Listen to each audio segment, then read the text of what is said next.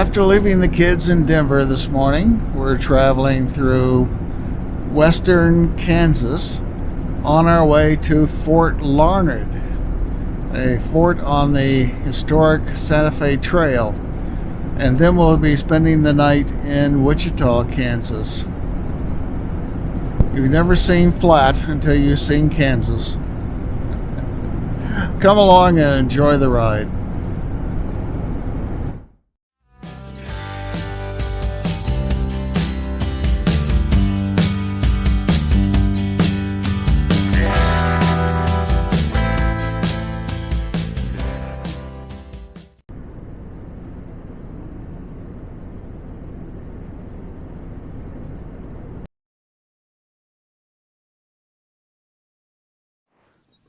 Several forts were built along the Santa Fe Trail to protect travelers.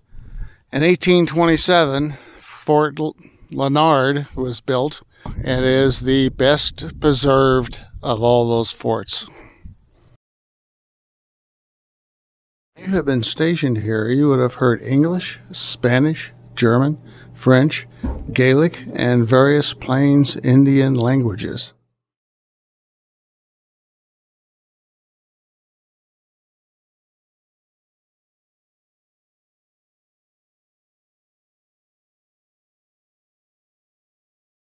Black soldiers, veterans of the Civil War, came to Fort Larned and were well respected by the Indians, who called them Buffalo Soldiers.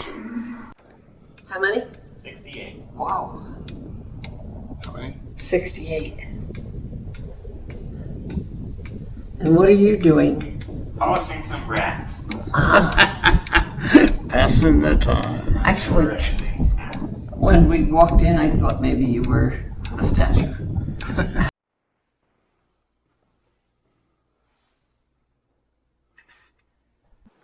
The long building is the quartermaster's facilities.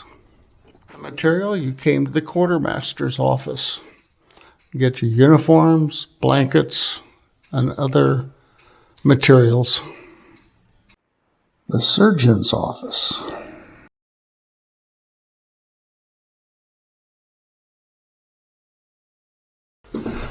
And this would be the infirmary.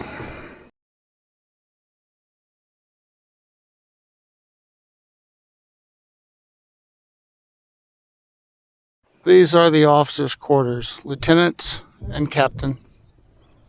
They had up to 10 officers on the facilities at one time. The captain had more luxurious surroundings. These are quarters for transients. One type of traveler that came through on a regular basis were Jesuit priests, going from post to post providing services for Catholic soldiers. Thompson liked to collect Indian memorabilia.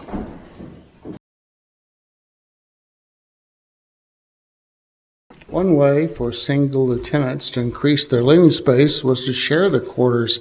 Lieutenants Ralston and Kaiser shared these facilities.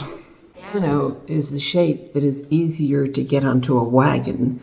It was brought here for the wife and some of the other officers, and who found it very comforting.